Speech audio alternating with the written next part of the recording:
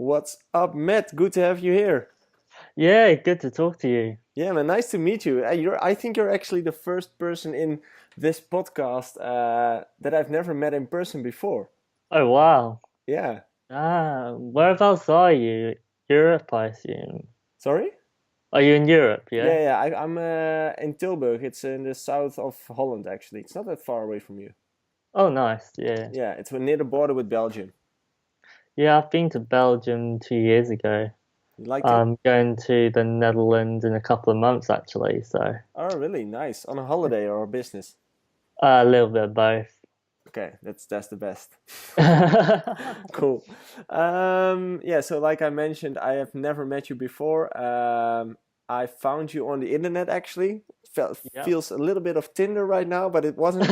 Um, I found you because I read an article from your hand, which was on EDM.com. Yes, And I yeah. started clicking through and I started looking into your name and what you've been doing and stuff. And Mm, I just saw a lot of interesting things, and I just wanted to have a conversation with you about that. please, So yeah. let's just start with the beginning. Who are you? Okay, so I'm Matt Lillywhite, obviously, as Hmm. it says in the title. So a couple of years ago, I started this charity single. Hmm. It was just a little side project sort of I wanted to do just to sort of get into the music industry. And a The end, charity single? yeah, for Cancer Research UK, it was Hmm. called Beautiful. Hmm. And then I sort of got in contact with a couple of people, and then Klaas, a German producer Hmm. who's got something like 100 million views, something like that. I know a few of his tracks actually. Yeah, Class. he ended up remixing it, and then that remix was played at Tomorrowland. Cool. Then it also got supported by Dimitri Vegas and Like Mike, Rehab, and a couple of others. So it sort Hmm. of skyrocketed, got several 100,000 plays, and did all right. Wow, nice. Um, and then from that, I went to work at the Wall of Comedy, which is like a giant Facebook viral page that uploads funny videos. That's got about 3 million likes now. Hmm.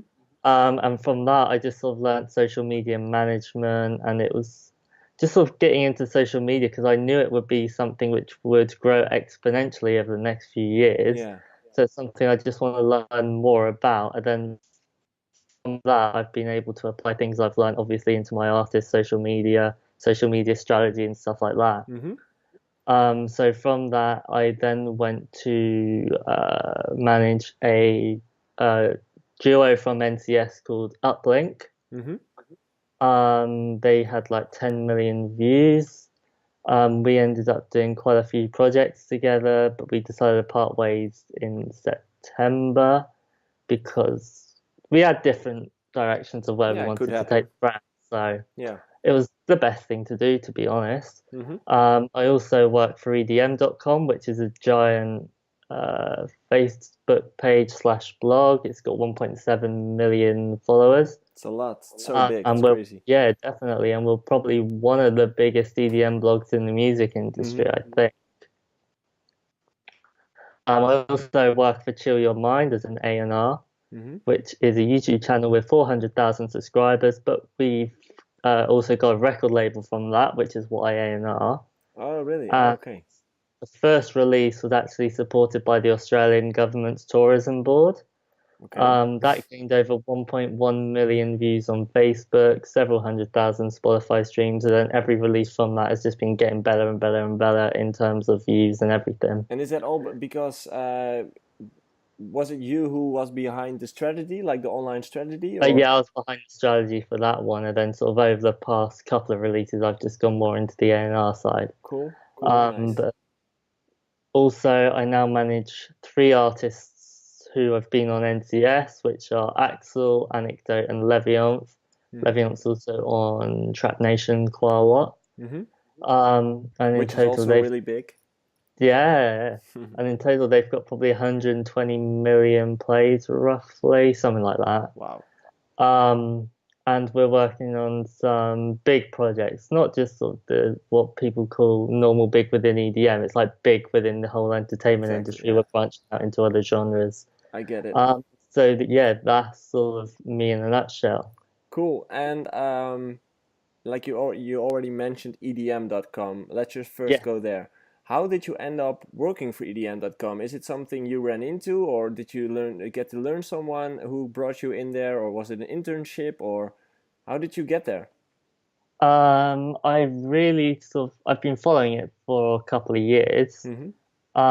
And because at the Wall of Comedy, I was a journalist there, I wanted to take my sort of journalism skills and transfer them into the music industry. Uh-huh. So I literally just hit up the editor slash owner at EDM.com and just asked if there were some positions available. Cool. And And it is just it like went a from real there. job for you, or is it something you do for free for exposure, or?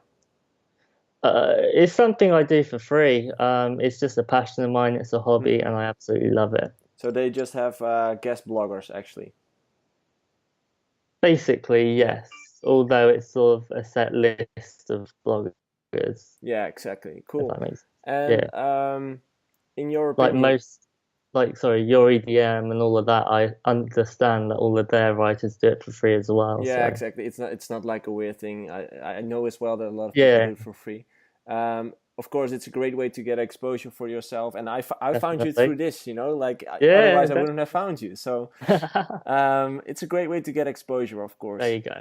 And you're writing for a really big blog, like you said. I think even the biggest right now. Um, I'd certainly say so. Yeah, so what's your opinion on blogs at this moment? Because there's a lot of things that have been shifting in the music industry in the last Mm. few years. Promotion have been shifting, marketing has shifted. What's your opinion on blogs right now? How important are they? And yeah, Um, I don't want to completely discredit EDM.com, but I think I don't want to say dying, but I think they're becoming less relevant than what they were 2 or 3 years ago. mm-hmm. Obviously, as people are able to source information from Spotify, YouTube a lot more easily of sort of new songs they like, Yeah, it becomes a lot harder for blogs to find exclusive things which they can show to audiences. yeah, true. Um, And I think also that blogs made some kind of a mistake, like 1 or 2 years ago, when they were really relevant. Like all the yeah, artists were screaming to get on those blogs, and at that point, a few of those blogs charged a lot of money to get featured. that's Um, a mistake, yeah, and yes. and I think that's where they went wrong. As in, of course, it's normal to pay an amount of money to get featured. Mm, It's normal advertising, but they just started asking ridiculously high prices. yeah. I don't believe in that. I think that if somebody is talented, then the blog should be able to showcase their talent because that's ultimately what it's for. Mm-hmm. But I do think that going into the next 2 or 3 years, I think we'll certainly see a shift towards voice. Mm-hmm. So I think the first few blogs to get a podcast out with all their content transcribed into audio form, I think that they will do extremely well. Yeah, definitely. Um, I mhm. believe in podcasts as well. Yeah, I noticed that you have a podcast as well. I just I actually do. subscribed on it on iTunes. That's awesome. Yeah, I started that whilst I was in Australia, but sort of when I was traveling around, I hmm wasn't able to update it so often, and so I'm going to start that as a twice a week now. I think it's going to be. I'm actually uploading one in a couple of hours. Nice. And on that blog, you just do several kind of subjects about the music industry. I just scrolled through it. I saw some rants. I saw Spotify playlist subjects. Yes. Um, your vision on the music industry. Like, Yeah. what's your thought behind this? Why did you decide to do this? I want to showcase what my thoughts are on the music industry, and I think it's a great platform to be able to do it. Mm-hmm. I also post marketing tips and stuff as well, which are stuff that I use myself. I don't want to give advice that I don't use myself. Yeah. Um, and I think that it's just somewhere which I can launch my own sort of train of thought and I can just share it with the world because that's ultimately what a blogger does. Yeah. They share their thoughts with the world. Yeah, and to come back to the story with the bloggers, I think the main thing why you should blog is because you can make money out of the website visits, the website clicks because of Yes, the ads, correct. and I think because they Yeah, started to charge so much money for coverage, that's where they went wrong, I guess. yes. I think. One thing I'm starting to notice though, Facebook, I mean, obviously EDM.com is quite big on Facebook Mm-hmm. as the page.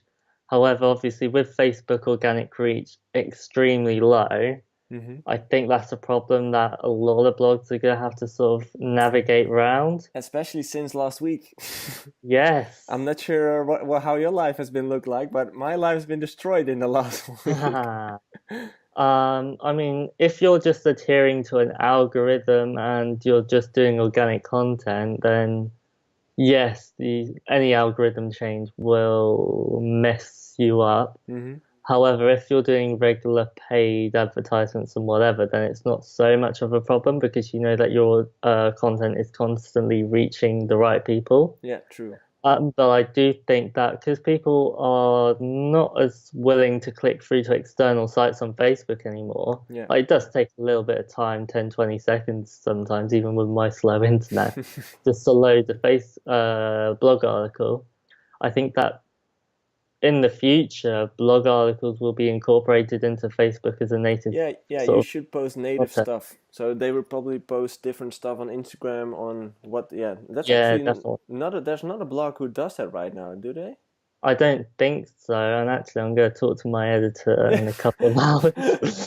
We should have I like want to give it a the try. golden ID right now. I Record want to it. give it a try Yeah, because I you should. think it'll have a better reach than an external platform link. Yeah, definitely. But it's just what's been happening with Facebook in the last week. To give you a comparison, I have 86, no, somewhat thousand followers on Facebook, Mm. and last week I posted a video and it got 198 people reached.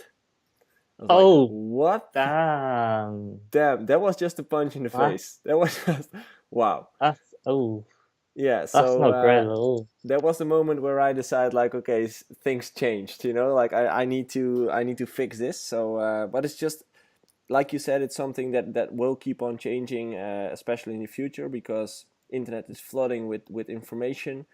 um, I mean, yeah, obviously you've got more content curators than ever now. mhm, And also, obviously, Mark Zuckerberg announcing that the Facebook algorithm will be tailored more towards people's friends and pages. mhm. Then those two factors combined, just really low reach, honestly. Yeah, It's horrific. and that's what's And happening so, right. yeah, That's what's happening right now. So I think for artists especially, and of course for blogs as well, it's really important to, yeah, to see how you're going to solve this problem because you still want to reach your fans, you still want to bring your information towards your fan base, and you need to do it on a really cool way. So I think stories are really helpful for that though, because yep, even though if they may not see your post in their feed, fair enough, but they still probably see that you've posted a story or something. exactly. It's still branding and There marketing. you go. Yeah.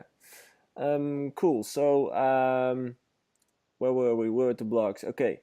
And you're also an A&R, an A&R at Chill Your Yes, Mind. You mentioned Chill Your yes, Mind. correct. It's funny because I knew Chill Your Mind because I once pitched a song for someone else there. Yeah. Before that, I didn't knew it, but it's really big. They're approaching 500,000 subscribers at the moment. Yeah, correct. Uh, Should hit 500,000 fairly soon. yeah, exactly. I think we've got like 20,000 during 2018 so far, which is reasonable. Yeah, And so I think we'll get it within probably by April or May. yeah. Plus That's we got a Spotify playlist which are constantly growing as well. So how much followers does that have? probably 35,000 in total, but that's growing several hundred a day as well. So Nice. And how did you end up at Chill Your Mind? Because that's another company. It's not a part of yes, EDM.com, is it? and no, it's not. No. So the owner, Pavle, I've just been friends with him for months, if not years. Mm-hmm. And it was just sort of, I was doing very innovative ways of promotion, let's put it. With my artists that I manage, he picked up on that and just asked me to help out, and then it just sort of developed from there. Then I sort of went into full time. Cool. So you're doing that full time right now, A&R. And how Yes. much can you describe that job for me? Like, what is it that you do on a regular basis? So we receive probably several hundred submissions a day. Wow. Yeah, and so I just go through everyone, just seeing if it fits the channel. Obviously, the mix down is a really important factor for me because the song might be good, but if the mix sounds terrible, we won't accept it. Mm-hmm. And so that's the big factor. And also, it's finding, so going through every single submission for Spotify playlist, YouTube channel, and all of that. And then also finding new artists for the record label because obviously we want to release good music of what we like. Yeah, sure. And we want to be able to share that with the world. So often it's just finding artists, so going on YouTube, Spotify, just seeing if there's anybody that we think, yeah, we'd like to release their music in the future. Mm-hmm. Yeah, of course. And That's basically what I do. So you get like 700 people a day who send you music? Several hundred, yeah. Several hundred. So probably 200 to 300. Wow. And you go through all of them, so I can imagine that takes up for at least 3 hours a day to check all that music. I'd say 2 or 3 hours, yeah. I mean, as obviously you get so many submissions, I listen to the first 30 seconds because it's got to capture your attention. And if the first 30 seconds are good, I'll listen on. If it's not, I'll just... Yeah, you've made your decision in like 2 or 3 seconds. Like, no, it's not going to happen. Not going to happen. Yeah, of course. There you go. But it still takes up a lot of time of your day, of course. Yeah. So that's your main thing right now. That's your main job. I'd say so, along with my management, yes. Yeah. Okay. And Chill Your Mind is a YouTube channel, but also a label. Yes. Is there something else they are planning to do, or what you would like to do with it, or? We want to do events. Smart, yeah. Yeah. So one thing that I'm looking at doing is working with resorts in sunny destinations over in Spain, Croatia, etc. Because obviously that market listens to chill music. It's by the beach. Mm-hmm. And so we could launch our own event sort of in one of those types of locations. It will be Europe, I imagine. Yeah. And do our own sort of Chill Your Mind event, whether it's a gig, festival, or whatever. Sounds more like an Ibiza thing to me, like sun, house music. Is it mainly house music, or is it it's mainly sort of deep house, tropical house type vibe. So okay, and could you describe the impact of such a channel? Because you have a really big reach. Same goes for EDM, of course, EDM.com. Mm-hmm. But could you describe, like you manage artists yourself as well? How important is it right now to be featured on those kind of channels? I think that it depends on the channel, because obviously it depends on their engagement rate and whatever. But sometimes it can be life-changing. Like some people have goals to get onto Trap Nation in their music career. Mr. Suicide Sheet, Majestic Casual. That is their ultimate goal in their music career. Mm-hmm. And in some cases, it is Chill Your Mind. And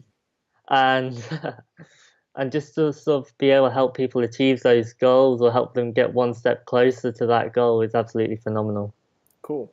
I also think that getting featured on big Spotify playlists, big blogs, or YouTube channels is the perfect way right now to get your music and your brand out there. I mean, Mira Mesa, he was featured on Majestic Casual, and then his music completely blew up from there. Same with several artists on Trap Nation, so it's certainly possible. Yeah, sure, but it's just that those kind of channels have so many attention. There's so many, such a big audience there.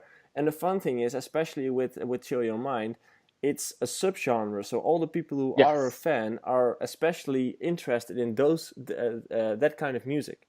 So if you make that kind of music and you get featured on those platforms, it's the best way to promote yourself. Exactly. And how hard is it to get on such a platform? How many uploads do you do at a day? From, let's say you get 200 to 300 submissions a day. How many of those tracks actually end up on the website? I think our conversion rate, so the amount of our acceptance rate, is probably 0.7%.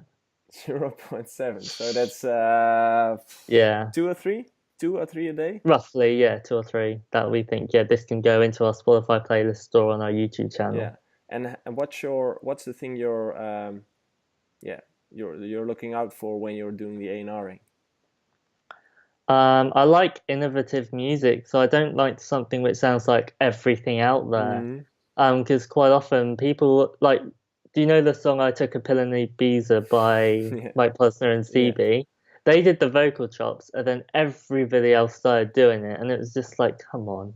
Um, and like I'm not a fan of that. Instead, I want something which is unique to the artist. I want them to showcase their creativity and not Hmm. just sort of following a trend. Yeah, I can Because that imagine. type of thing worked really well, and it just sort of creates better content, to be honest, if we're able to showcase something unique. Yeah, sure. And how hard is it for you to make like a line, to draw a line where your opinion matters, but also the style of the platform? You know, because ultimately you're making decisions for the platform, but Mm. you have your own taste of music as well. My own taste in music is actually sort of chill music and that kind of Hmm. stuff. So that really helps So it because, say, overlaps. if it was, yeah, it overlaps. So I Ah, know sort of what's good and what's not. I know roughly what fits the platform. cool. Great to hear, man. Um, yeah, so I really like Kygo and sort of Matoma and all of that type of stuff, which we upload pretty regularly. Okay, nice. And like the income model of the blog is probably the views, right? It's Google AdWords, those kind of things. Yes, yeah. And do you know how much a click is worth at this moment? Like how many? I can't give you an exact number. I'm not quite No, sure. it really depends on the ads, right? That run in Yeah, before it the. depends on obviously traffic and all of that. Yeah, It varies. cool. Let's go a little bit deeper into your management, Sure. because yeah, you've mentioned that you manage three artists right now. How did this Yes, happen? correct. As in, how did they approach you, or were you the one that approached them? So I added them on Facebook, their personal account, because of I just want to get a talk to them, and I didn't have the intent of managing them at the time. Mm-hmm. I just wanted to get to know them. Obviously, being on with Uplink, they were on NCS. I wanted to talk to other NCS artists just to sort of expand my network. Mm-hmm. And Axel and Leviant were my first two. And we just started talking, and our ideas, our way of thinking were just completely the same. We really got on. Okay. My ways of promotion are definitely different to what other people are doing within the music industry. Mm-hmm. I'll touch on that in a minute. Um, and so we just decided it would be great to work together. And then about a month later, I got talking to Anecdote, and it was just exactly the same sort of situation. And we just got started working together, developed up the contract, and then yeah, it became Cool. official. And but you were actually the one who hooked up with them instead of. Yeah. Okay, cool. And can you name a few things that you as a manager do for your artists? What's the thing that you're responsible for? What's the thing that you offer as a service? So we're working on quite a lot of brand deals at the moment. For confidentiality reasons, I can't Yeah, name the sure. Yeah, specific brands. sure. Um, but we're also doing things like collaborations. So we're looking at who's got a lot of attention within the music industry or other ways of entertainment, so Mm-hmm. sports, TV, and collaborating with them.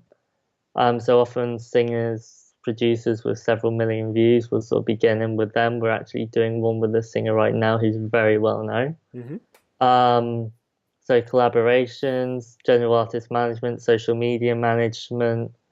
Also looking to get some, what do you call it, gigs up around Europe and Australia very, very soon. Cool. So it's just sort of that type of thing, just generally managing their career, making sure that they're they're becoming more successful every single Yeah, day. that their brand's Um, growing. yes, definitely. Cool. Sounds like a great job. I actually, the fun thing is, a few people asked me as well, but I don't really feel like doing it yet. You know, the coaching is really, it really has a lot of similar things than doing management. But in Definitely. the end, there still is a difference. So maybe I will do it in the future as well. But until now, I pass. Yeah, fair uh, enough. you've mentioned your social media marketing tactics. Like Yeah. what's really different to your thing than the regular music industry? Uh, from what I've noticed, I may be wrong, But from what I've noticed, most people just go, right, blogs, YouTube channels, Spotify playlists. Mm-hmm. And that tends to be most people's methods of promotion. Mm-hmm. Obviously, I do that, but also I'm looking at sort of tourism boards of different countries and different states. So, for example, if we've got a chill music song, we might look at working with the tourism board of Florida, Australia, and stuff like that, Cool. because that song integrates into their sort of location very nicely. And then you make sure that the track's ending up underneath a video, or how do I see that? Yeah. So the track will end up sort of in the credits of the description, and also onto Instagram. So travel videos, gaming videos, all of that straight onto there. Musically is a platform which is actually in the top 10 charts over here in the UK at Yeah, the moment. it The App was Store. pretty.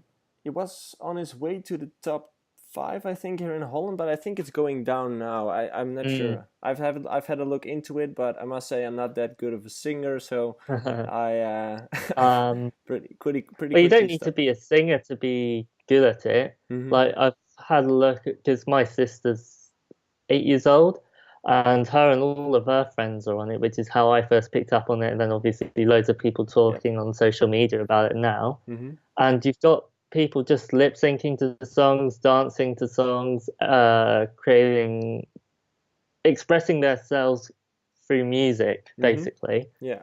And so we're working with them to create videos to go up on their Musically, because some of them have 3, 4, 5 million Yeah, it's followers. crazy. Like those And so that influencers can over allow there. yeah, exactly. So that can allow our tracks to get a lot more exposure. Yeah. So And the as well, Musically have recently partnered with Apple Music. Mm-hmm. Um, yeah, Musically partnered with Apple Music, and so when the tracks get a lot of attention on Musically, you see a massive increase in Apple Music streams, Oh, nice. which leads to revenue. Yeah, and how do you approach those influencers? How do you find out what their name is, or what their contact address are, or Literally yesterday, I must have spent 8 hours or so just scrolling through Musically, building up a list of influencers. mm-hmm. Because I know quite a lot. My network's easily at 100 million on Musically. Mm-hmm. Um, and so literally just scrolling through, because in their profiles, like what you have on Facebook and Instagram, you have the email address, their name, and everything. Everything you need. Exactly. And then so you just literally build up a database Cool. and email them. So it's really hand-to-hand combat, actually. Yes. I And don't do automation or anything like that. no, no, totally. And do you need to invest money in those influencers? Are they asking for some kind of yeah, like fee for this, or is it something they do for free? I'd say 90% of the time they'll do it for free. Mm-hmm. However, if they've got 10 million followers, 20 million followers, 5 million followers, whatever, then they may ask for $50 or something fairly small. That's Which ridiculous, like reaching out to 10 million people for $50. exactly. So Okay. it's like, yeah, let's do that. Yeah. Um, Here you have but yeah, it's 100. very, I'd say it's underpriced, Yeah. for what it is, and artists listening to this should definitely take a look into it. Great, man. Yeah, I've heard of Musically myself as well. I've dived into it as well. But I'm not making music myself anymore, so Mm. I'm not looking out for influencers at the moment. But I do advise people to do it, especially because you said it's Yes, really definitely. underpriced right now. It's a big platform, but especially with the younger ages, I think between 10, 14 years old, something like that. Yes, yeah, And yeah, it's a great investment to do as an artist. definitely, I agree. Okay, so let's just take the overall picture. What's your vision on the music industry right now? And what would you like to see different in the future? I think right now the whole music industry, I don't want to be horrible, but I think the music industry is becoming quite selfish. Mm-hmm. People are just out for personal gain. Sort of, you get messages saying, "I really want you to promote my song," but people don't do anything in return to help Yeah, that blog or platform, whatever. they never offer any value in return. There you go. And I think that people should start offering value, because then the relationship, even if you've only got 10 followers, the relationship with that blog channel, whatever, will increase, and you'll become a lot closer with them. It'll become a lot easier to reach out to them. And I think that the music industry could definitely be a nicer place if people started doing that. Okay, and when it comes down to the future, like what would you like to see changed aside from people being nicer in the future? I think that you're putting me on the spot. Take a minute for it, no problem. Yeah, sure. We can all cut I this think out. that it should be more audio focused. So, for example, podcasts, and the general music, because I think the music videos and whatever are cool, but they take away the fact that it's music. It's just something that we listen to on the bus, on the train, on our way to school, work, in the car, whatever.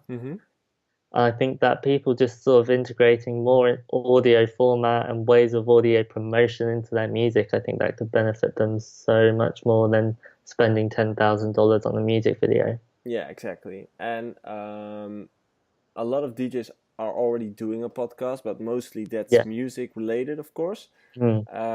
Like you and I do, we do a talking podcast.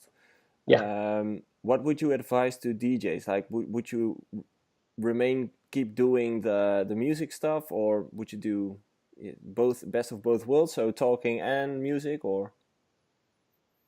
Do what makes you happy. Why should you adhere to numbers and like views? Like, I don't know how many views your podcast has. I don't really care, to be honest.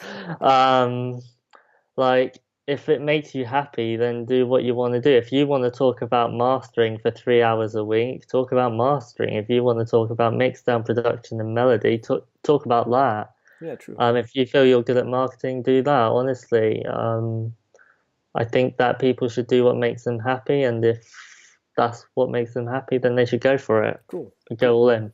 Great advice, man. Thanks.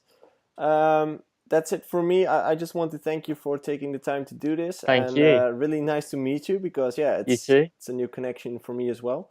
Let's stay in touch if you're interested. Definitely. And I will let you know when everything's blowing up and everything's going online. But yeah, thanks again, man. Nice to meet you. You too. Awesome. Cool. Right.